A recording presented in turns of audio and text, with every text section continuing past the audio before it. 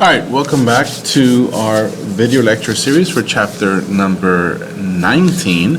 We're still looking at the gunpowder empires, the Islamic empires of the Persians, the Turks, and the Mughals. So let's focus now on culture. And all three empires have kind of similar trends when it comes to their culture. Now, all of these empires, because of their population, they had a very diverse number of religions and ethnicities. And one of the biggest obstacles that the empires had to deal with over and over was how to have peace and have people coexist with each other. So, for example, in the Ottoman Empire, you had the majority of the people were Muslims, but you also had, small communities and small percentage of the population who were Christians, especially the ones in southeastern Europe and the Balkans. You also had Jews all over the Ottoman Empire. Many Jews actually went to the Ottoman Empire after the Reconquista in Spain, where the Spanish authorities, the Catholic kings, kicked out all the Jews and the Muslims. Many of the Jews fled and were welcomed in the Ottoman Empire. Same thing, the Safavids, right in the Middle East, in Persia. We have the Shia Muslims who are the majority. We have Sunni Muslims who are a minority. We even have people who are Zoroastrians. Remember, the Zoroaster was the original religion of the ancient Persian Empire. We had Jews and we have Christians living there as well. In India, we have the vast majority of people were Hindus. The ruling class, the Mughals, they were Muslims. You had Jains, we had Christians who arrived there. We have Sikhs, we have Buddhists. So all of these are very, very diverse, and so it is a very multicultural. So in the religion, we have different religions here. And we mentioned this earlier, that all of these empires, they kind of trace their ancestry to the Eurasian steppe, right, to Turkish traditions, right, out in Central Asia. And one of these is this kind of basic understanding that these empires are absolute empires, right, absolute monarchies. So the Sultan or the Shah or the Emperor gives an order, orders a decree, and that's the law, right? There's no question as to whether it's right or wrong or acceptable or fair. That doesn't matter. You have this absolute authority. So because so much power rested in one individual, if that individual is not qualified, or that individual is not in the right mind frame, it could cause problems to any of these empires. And one of the things that we see over and over when it comes to this Turkish background, this steppe background, is intra-family conflicts. So because these rulers around Muslims, they practice polygamy. So the Sultan can have 4, 5, 6 wives and have kids with all these wives, and can even have additional women beyond the wives, what they call concubines, right? And have kids with them. So all these different women, these upper class royal women, they're competing against each other so that their children become the main heirs to the sultans or to the emperors or to the Shah. So what we see is that families, the royal family, is constantly fighting itself to see who is the next person in line, who is going to inherit the throne. And there's cases of in order to become the sultan or the emperor, the oldest male kills all his brothers and half brothers, so there's no competition, and that constantly leads to problems. So these traditions are a big part of their culture. Now, when it comes to religion, of course, we should identify that Akbar, the emperor of the Mughals, was probably the most tolerant ruler, not only of the Islamic empires, but probably around the world at this time, in the 1600s. He opened up his borders. He allowed Jesuits to come in to preach. He learned about Hinduism. He learned about Sikhism. And Sikhism is kind of like a unique religion. It's very popular in India. And here we see, modern day Sikh, these guys who cover their hair with a turban. And these individuals, they follow a faith that's kind of like blending Hinduism and Islam. So it is a syncretic faith. And it can be traced back to its, traditions, to the Sufis. Remember, the Sufis were these, open-minded missionaries that came into India to convert the Hindus. Well, kind of like that mixing of, those Islamic and Hindu traditions continues with Sikhism, which is something that Akbar wanted. He wanted to have this peace between these two major religions, and Sikhism was created shortly after. Now, all of these empires, of course, they use the jizya tax at different times, where the non-Muslims have to pay the tax. And in return, not only do they get religious tolerance, they also get legal protections and the ability to own and inherit property. Now, when it comes to the Muslim, when it comes to the Safavids, or when it comes to the Ottomans, the jizya tax wasn't that big of an issue because the majority of the people were Muslims. So only a small minority of the people, Christian, Jews, and others, had to pay this tax. But in India, with the Mughals, remember, the vast majority of the people are Hindu. So when you charge the vast majority of people additional taxes because of their religion, it's going to stir up problems. So whenever the jizya tax comes into play in India, it's going to bring a lot of problems in the Indian population. Now, culturally speaking, all of these empires, they built magnificent capitals. They constructed incredible, buildings, and they spent a lot of money on these monumental structures, right? Monumental architecture to kind of display not only the political power of the rulers, but also the vast wealth that these empires had. And even though the Mughals were was the wealthiest of these three, the Ottomans and the Safavids were not that far behind. All these people were super, super, super rich. So when it comes to the Ottomans, of course, their capital is going to be Istanbul. We're going to see kind of like a continuation of the Byzantine architecture. So, for example, the Byzantine, the most famous architecture was the Hagia Sophia, which was at a time the largest church in the world, right? It was built by Emperor Justinian, right, the famous Byzantine emperor. Well, when the Ottomans come in and take over, they're going to expand the Hagia Sophia. They're going to convert it into a mosque called the Hagia Sophia Mosque. They're going to build these towers that you see on the side, but it is a continuation. We can even see the Roman elements, right? This huge dome that we see on top. That goes back to the Roman times, right? That's the Roman construction, Roman features. So it goes from the Romans to the Byzantines and now to the Ottomans, and it's this big continuation of that type of architecture. The famous example for the Mughals is, of course, the Taj Mahal, right? And this is not a mosque; it's actually a tomb. It's a mausoleum, which is this big tomb. And so we have one of these emperors. His wife dies. One of his wives dies, and he loved her so much that he builds this magnificent magnificent building in dedication to her. But again, we see a lot of the Persian influences, right, of these kind of like domes. We see the Islamic influence, which is these towers. And if you look close enough, along the walls, there's a lot of patterns, and which is a very typical Hindu style.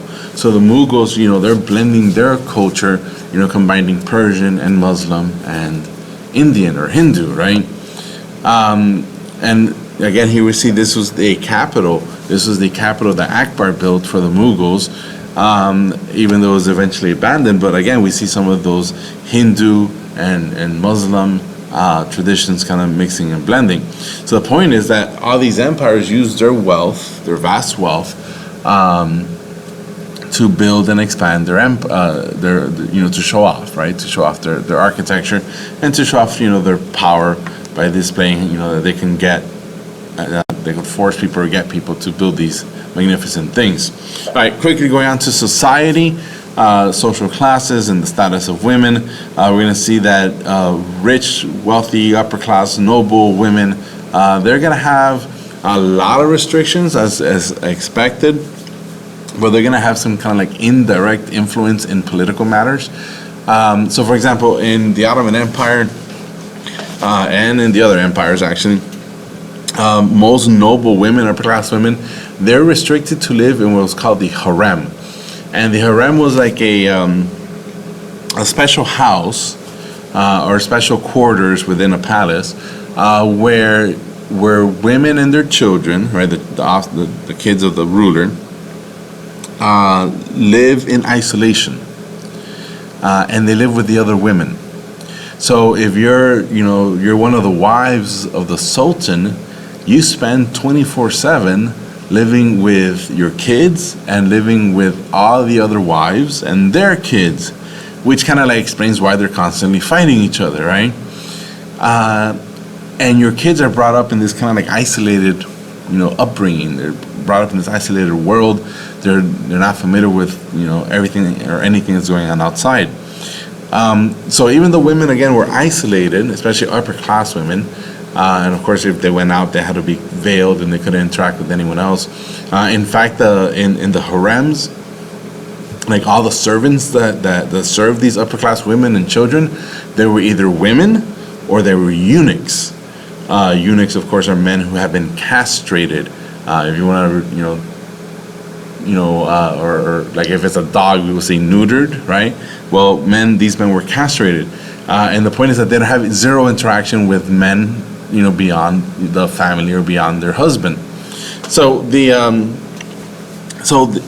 they're restricted to these harems, but they can influence, right? Because they're women, because they're the wives, because they're the mothers, they have the ear of the emperor, they have the ear of the sultan, and therefore they can influence. Like you should pick my son to be the next heir, and therefore we see that it is constantly. We see that the emperor, the sultan, will choose one wife or one child above the others, and therefore they might kill their children or kill their wives. So it's completely, so this is how they have the indirect role, right? The indirect power. They personally couldn't hold it, but their kids can, or they could do it through their husbands.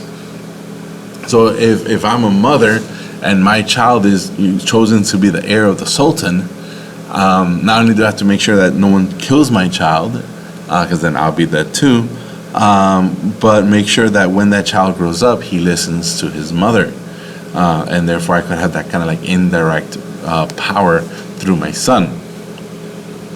Other things about society, we see that population growth isn't going to be that big, right? The Mughals have this huge population because India always had a huge population, but for the most part, population does not grow all that quickly. So the Columbian Exchange, when compare it to like Europe or Africa, the Columbian Exchange population growth effect isn't as big in these three Islamic empires. We do see coffee become more popular.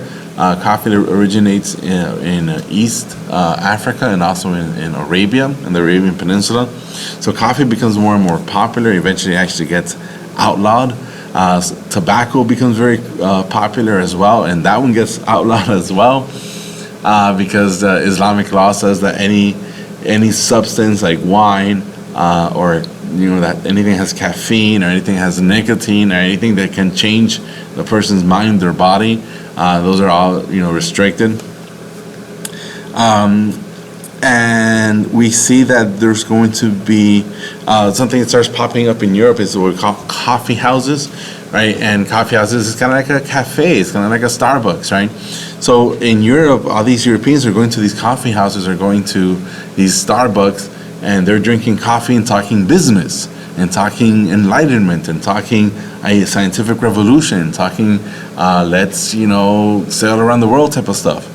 But in the Middle East, in these empires, those coffee houses, they don't exist as much, right? And they're going to be opposed and they're going to be closed down. So that means there's not going to be a place where you can sit and talk about ideas and possibilities and investments, right? Those don't That doesn't happen in the Middle East. It doesn't happen in the Islamic empires compared to, say, Europe.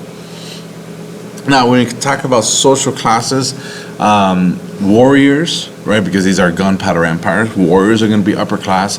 Another group are called the ulama. Ulama is going to be like the religious scholars, right, people who study Islam or study the Sharia law, right. These are religious officials, military officials. These are going to be your upper class people. The Janissaries of the Ottomans, the Zamindars of the Mughals, right? These business administrator people, government administrator people, bureaucrats. They're going to be, upper class, middle class. The lowest of the low, of course, are going to be slaves, and a lot of slaves are still going to be imported into these empires. Slaves coming from Africa, because remember the Indian Ocean trade network is still up and running, and and Eastern Africa is still going to be exporting slaves, to India and to the Middle East and to the Mediterranean. Slaves are still going to be sent into North Africa through the Trans-Sahara. Slaves are going to also come from Eastern Europe, right, where the Slavic people live. Let's talk about economy next. For the middle class, we have merchants, we have artisans, we have craftspeople, but the middle class is small, and it's not a large number of people. And because it's small, we see that the Islamic empires are not going to have a politically or economically powerful middle class, which is different than Europe.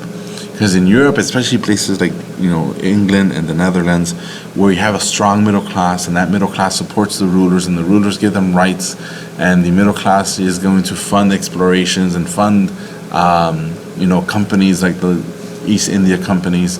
But that doesn't happen. That doesn't exist in these Islamic empires. So the middle class is weak.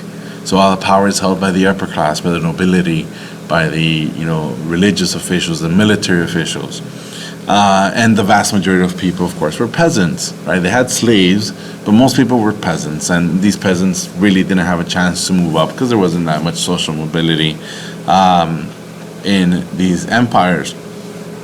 Now, trade economically, we see that trade it's a continuity. All these are land empires, so they're going to continue trading across land routes like the Silk Road. That's going to still be up and running, but there's going to be weakening. It's going the amount of goods being transported by land is going to be much less than by boats or by ships or by maritime trade. Right, because now the Europeans are the ones sailing around the world and trading around the world, and therefore we see the Europeans arrive and set up shop in the Islamic empires.